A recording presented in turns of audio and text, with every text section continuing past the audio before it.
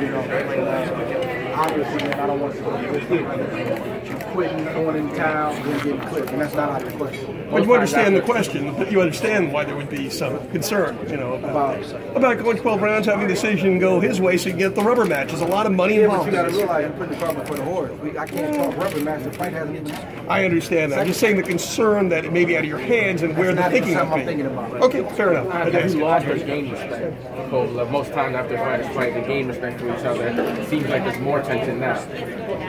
Yeah, I lost some respect for the man. You know, it's one thing, you know, right after the fight, you feel some kind of way about the decision. That's understandable.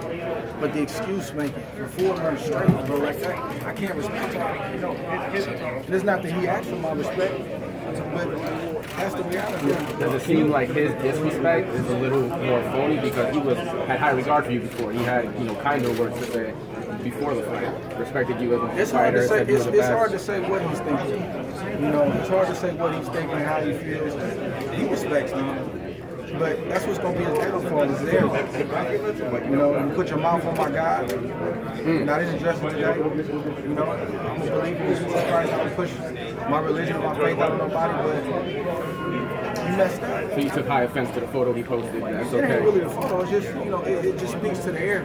You know, pride comes before the fall, man. And you got to stay humble in this sport. You know, and obviously you believe in yourself, and there's a level of confidence, but it's arrogance. And that's what's going to cause them to walk into something, the arrogance, the thought that it can't happen. You know, Floyd's always said, fighters never the same after they take a loss. Do you think you'll see the same Kovalev? I mean, yeah, I expect to see a better Kovalev. I can't say that. I think it's how you do it. You know, you get destroyed, and, you know, just it's a lot of variables, so it's hard to say. It would seem like you figured them out the second half of the fight. You plan to parlay what you were doing in the second half of the fight, or perhaps you're going to show them something new in this fight. Yeah, obviously, we're going to work on some new things, and, you know, I'm not getting caught up in what he's doing. You know, I'm the same guy that I was the first fight, the same guy I was my whole career. You know, I'm going to stand firm. The last thing I said before, you know, the week of the fight, before the fight, was I said, I'm not going to take no mess. And that meant outside the ring and inside the ring. And that's why I tell the young guys that I mentor, like, look, man, all that talk, and we get face to face and you're not saying that. So there's perception that you want it and your awards running it, but then there's reality. This is reality. And June 17th is reality. Can you elaborate on cracking the code, which James Prince said? I mean, you know, in championship fights, as you guys know, it's a lot of ebbs and flows, and, you know, something may not be working. Plan B may not be working. Fortunately, our plan B worked, but he comes from a system, you know, a Soviet system. It's not going to change. He's going to make some adjustments, but he's not going to change who he is. Where he likes to throw his punches, where he's, you know, the most dangerous, things that he doesn't. He's not going to change that. That's ingrained in who he is. Do you feel that now, you're the one that mentioned the Russia system, do you feel that over the course of time, the way that two nations are going at it head-to-head, do you think that this is going to play into maybe that type of fight as well? I mean, it's hard to not make the correlation, you know. And you know, my manager, you know, he alluded to it the first time, and, you know, he's alluding to it again. I think it's just a natural course of things. But politically, man, I try to stay away from that. But I mean, definitely some correlation. Let's talk about the knockdown. What you alluded to on the podium that the knockdown actually helped you. How did it help you? Can you explain? And can you also talk about Kovalev's power? I mean, obviously, that's not what we want to be. So let me preface anything I say with that. Like, that's not what we want to be, and that's not where I feel like we should be. But in a weird way, and only a fighter will probably understand, it's like to be able to go through that in the biggest moment and find a way, it took me to another level. And so I think that, you know, I think he's got good, strong, sharp punches, but it was nothing I hadn't felt before. Was there a moment in the fight where you felt it turning around after the knockdown? Was it the 4th round, 5th round, a specific moment, a specific punch? Not necessarily. It was just kind of like a totality of things that were happening. You know, he's strong early.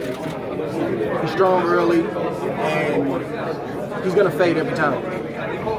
He's not gonna change. Talk about the body. Hold on, he's got some bad habits outside the ring that he's had for a long time, and I'll never speak on it. That's his personal life, but that's stuff that I know about.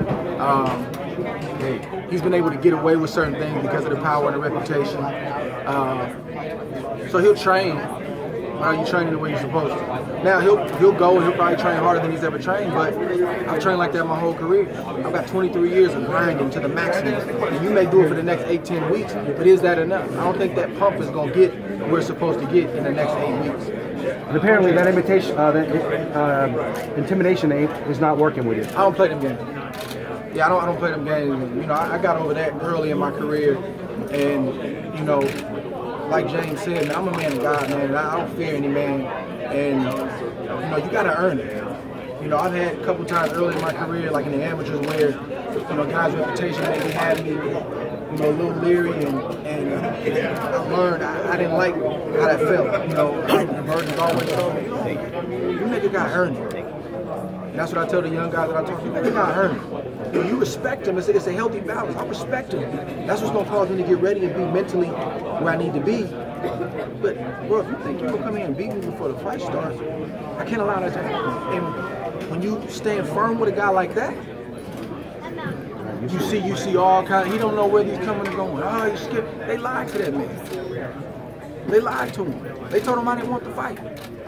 They've got him convinced that somebody's afraid. But that's why I don't talk so much. I listen. And that's why I say it's chess. It's not checkers. So now, America's against you. But this is the same place that you said that you wanted to come to be a superstar. I have no track record in Vegas. You fought in Vegas more than me. That was my first time. So, but you're also the same guy that came to Oakland and said, forget Vegas, I'll fight you here. Can you imagine if I got a close decision in Oakland? Oh my goodness, the sky would fall. So these are all these things you say out of bravado and arrogance, and I just listen. I sit back and I watch. And then you can poke holes in the stuff inside. Andre, you were the Jordan brand. Michael Jordan was the ultimate champion, the ultimate competitor, right? It seems like this is really personal. You got pissed off about how everything happened here now, and a lot of things that were said, the tweet and everything, even as you were on the podium just a few minutes ago. Did you contemplate retirement? Actually, do you have something to prove in this fight more than any other fight? No, this fight for me, and I'm not upset. You know, I'm not upset. I've been going through this my whole amateur and pro. That's not the first loud mouth that I'm doing. I've been dealing with this stuff my whole life. I fought many Kovalev. So I just let them know that I'm aware. All right. But you're not going to get me out of my game. Dre, where's money after Kovalev? You're not going to get me out of my game. And as far as proving anything, believe it or not, obviously, you know, you want a larger margin, you don't want anybody feeling like you lost and different things like that. But it's funny how we highlight the people that thought it didn't go my way. We don't want to talk about too many people that thought it went my way. We don't talk about one side of the coin, we got to talk about the other side of it. Now, Ward losing and Kovalev getting robbed, that may make a couple of headlines and it may sound good, but how can you have a polarizing opinion about him losing? We're talking a 1 or 2 point difference. You telling me you saw every round right? The swing rounds, you saw every swing round right? Come on, man. Let's call it what it was. A close decision that went my way. But all the robbery talking, all this stuff, that's disrespectful to the Nevada State Athletic Commission. That's disrespectful to America, saying that people have it out for you. You biting the hand that's been feeding you, man. So that's why I said perception and reality. You got, and I get it. People don't understand the ins and outs of the game, so they gonna believe in headlines. But I'm confident, and I'm steadfast on the truth, bro. You know. You can tell the people what you want to tell them. You were in there. You know what it is. It's an unspoken language with fighters. We know. So you can say what you want to say, but I'm looking you in your eye, and you know that I know the truth. And that's enough for me. Let's talk about the science of boxers. Rematch, do better against punchers. Floyd Castillo, Sugar Ray Robinson, I think, won every fight that he lost later in his career. Is there something that boxers do in the second fight that helps them? I mean, that's definitely, I've heard that before, and I think that's accurate, but, boxing isn't going to win you this fight. Fighting is going to win you this fight. I'm taking him where he don't go, just starting early. If he gassed in the 6th round with a slow start, what's going to happen if you start the round? I'm not going to be when a guy gasses, you gotta I mean, I have my convictions on what I feel, but I have to treat it as if he's going to be 2 times better than what he is.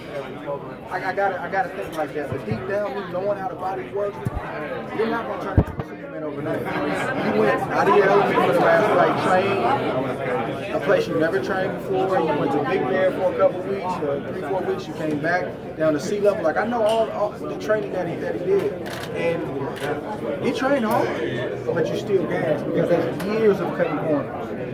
That's years of taking the game for granted. That's years of bad habits outside the ring, and you can't turn that around in 8 weeks. You can go to 20,000 elevation. It's not going to be enough. Did we see the same thing a few weeks ago? Getting guys out of there, and when he went 12 rounds, it kind of looked a little human, like someone put the kryptonite. I mean, the thing is, like, I didn't watch the fight. I mean, obviously, I know about it. Everybody's human, and that's why I said it's perception and reality. So we've seen that before. You know, it's a gift and a curse besides the top punches, man, because they always get bailed out by it. So why should I run that extra mile? Why should I keep my diet for 8 weeks? Maybe I can do it for 6 weeks. You know, if I hit him hard enough, he should go. Like, they still don't get it. They're still convincing themselves that I'm afraid. He just went 12 rounds. Well, this isn't the first fight. This is the second fight. He like, let that sink in. We fought already. What you mean? What are you afraid about? So when you hear that stuff, you get it. It's part of promotion. I think it's good for fans to try to sort through what's real, what's not. It's all good, man. It's all good. But the thing is, June 17th. You expect it to look like a Maidana 2 as opposed to a Maidana 1. I mean, definitely the gap, from a gap standpoint, but I'm not going to be hard to find. First of all, I wasn't running and moving. I mean, I'm going to have my moments right there I got to do, but I wasn't running and moving. I was right there. All right, thanks, guys. Thank you guys so much. Appreciate it.